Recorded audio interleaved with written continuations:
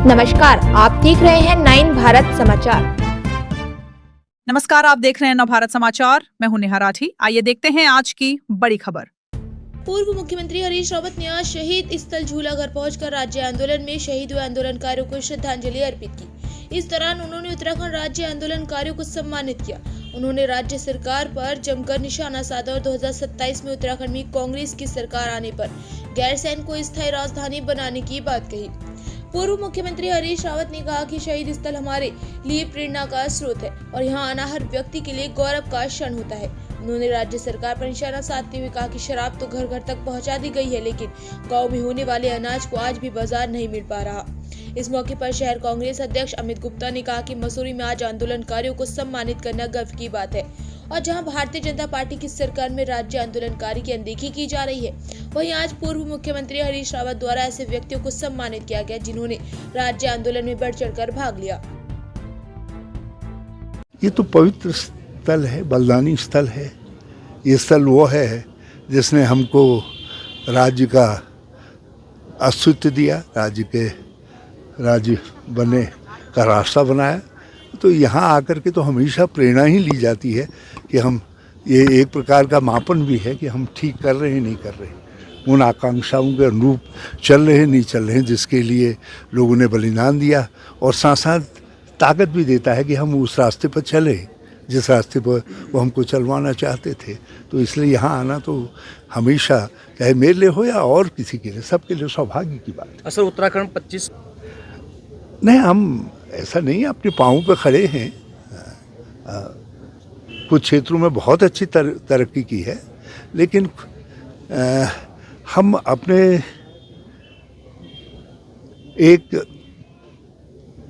सुविचारित model नहीं बना पाए कि ये मॉडल है जिस मॉडल के अनुसार हम उत्तराखंड को बनाएंगे।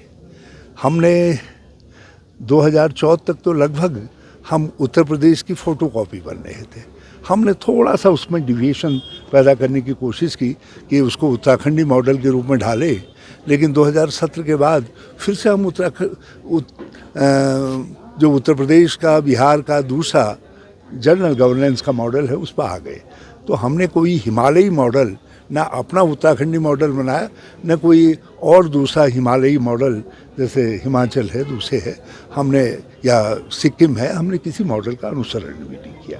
तो इसलिए जो आज एक कलेक्ट हमारी विकास की योजनाएं हैं, अब स्कूल हमारे पास घनत्व से, जनसंख्या के घनत्व में कर लो, क्षेत्रफलीय घनत्व में कर लो, दूसरे राज्यों से ज़्यादा है। अस्पताल दूसरे राज्यों से ज़्यादा है।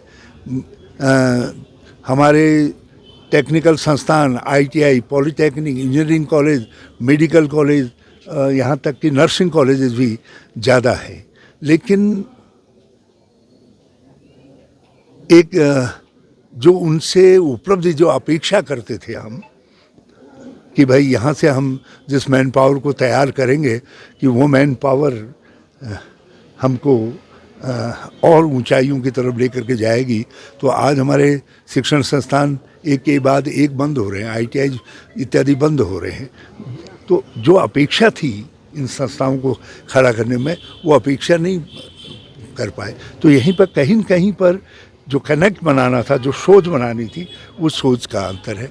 अब सड़क हमने सब जगह पहुंचाई है, सड़कों के घनत्व में भी हम आगे हैं, लेकिन अब हमारी सड़कें शराब तो दूर दराज के गांव में पहुंचा दे रही है, नशा तो दूर दराज के गांव में पहुंचा दे रही है, मगर उन गांव के उत्पाद को हम अपने बाजार तक नहीं ला पाए, अपनी मंडियों तक लेकर के नहीं आ पाए, और इसलिए हम थोड़े से गरीब भी लगते हैं। ये हमने रोजगार के लिए या हमने जो तलाश होनी चाहिए थी कि हम, और उस तलाश के अनुरूप अपने नौजवानों को तराशने का काम करते, वो हमने नहीं किया, वो नहीं कर पाए। तो ये अंतर है। इसलिए एक उत्तराखंडी सोच, एक उत्तराखंडी मॉडल की आवश्यकता थी। हमने वो बनाने का प्रयास किया, हमको समय कम मिल पाया, हम बना नहीं पाए, बाकी लोगों ने उसका अनुसरण नहीं किया। इसीलिए जो इनके ये इस समय के 10 साल है, ये 10 साल की कोई ऐसी उपलब्धि दिखाई नहीं देती है जिसका जिक्र किया जा सके। अब जैसे मेडिकल के क्षेत्र में 7 हमारे गवर्नमेंट मेडिकल कॉलेजेस हैं। 7 में से 2 एक नारायण जी के समय में बना, एक खंडूरी जी के समय में बना श्रीनगर वाला। 5 जो है हमारे समय में बने, हमारे कार्यकाल में बने। नर्सिंग कॉलेजेस लगभग सब हमारे कार्यकाल में बने। लेकिन जहाँ पर हम छोड़ करके गए 2017 में, उसके बाद एक मेडिकल कॉलेज नहीं, एक नर्सिंग कॉलेज नहीं, एक इंजीनियरिंग कॉलेज नहीं, अब और जो थे वो भी बंद हो रहे हैं। तो इससे लगता है कहीं न कहीं पर ये जो ढांचा खड़ा किया गया था, जो तैयारियां की गई थी, उसके अनुसार आगे नहीं बढ़ पाए। तो उत्तराखंड में देखिए, भाजपा अपनी बारी ठीक से प्ले नहीं कर पाई, और भाजपा का मानना स्वाभाविक है। वो कहते हैं कि भाई तुमको हमने विकास के मॉडल पे तो बात ही नहीं की, हमने तो तुमको कुछ और दिखाया, उसी पर तुमने वोट किया है, तो हमसे तुम विकास की बात क्या पूछते हो।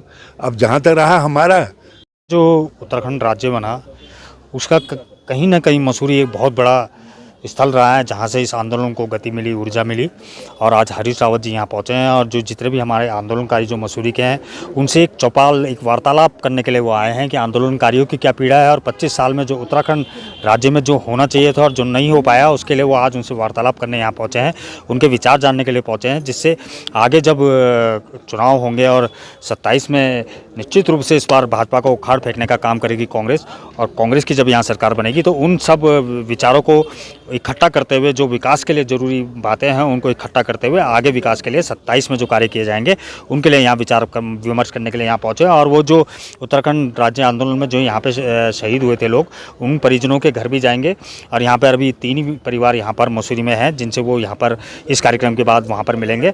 तो कहीं ना कहीं राज्य आंदोलनकारियों की पीड़ा जानने के लिए पूर्व मुख्यमंत्री का हरीश रावत जी का मसूरी आना ये साफ दर्शाता है कि भाजपा कहीं ना कहीं अनदेखी कर रही है मसूरी शहीद स्थल के और जितने आंदोलनकारी हैं उनकी, तो उनकी पीड़ा जानने के लिए वो यहाँ तक आए हैं। देखिए, उन्होंने पूर्व में भी हरीश रावत जी यहाँ आए थे, उनके द्वारा मेरे को आदेश भी हुआ था और सलाह भी दी गई थी कि अगर पटरी व्यापारियों के साथ कुछ भी अनदेखी होती है, और अगर हमारे, क्योंकि इसीलिए हमने उत्तराखंड राज्य बनाया है कि हमारा जो गरीब तबका है उसको कहीं भी नुकसान ना पाए, वो अपनी रोजी रोटी का पालन कर पाए। और कहीं ना कहीं जब मसूरी से जो पटरी व्यापार है, जो आज से नहीं लगभग 25 सालों से यहाँ पर माल रोड पर चल रहा है, तो कहीं ना कहीं उसमें चिन्हीकरण का जो प्रोसीजर है उसको साफ पारदर्शिता से ना होने के कारण वो संख्या बढ़ती चली गई, और चिन्हीकरण समय समय पर होता रहा, लेकिन वो एक संपूर्ण चिन्हीकरण आज तक मसूरी पटरी को नहीं मिल पाया, जिससे संख्या बल बढ़ चुका है।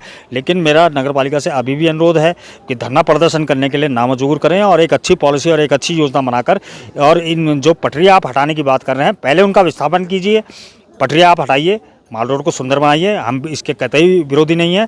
लेकिन जितने हमारे व्यवसायी पटरी और माल रोड से जुड़े हुए हैं, पहले आपको उनका विस्थापन सुनियोजित करना होगा, उनका रोजगार सुनिश्चित करना होगा, उसी के बाद आप उनको माल रोड से, पटरी व्यापार से उनको हटाएं।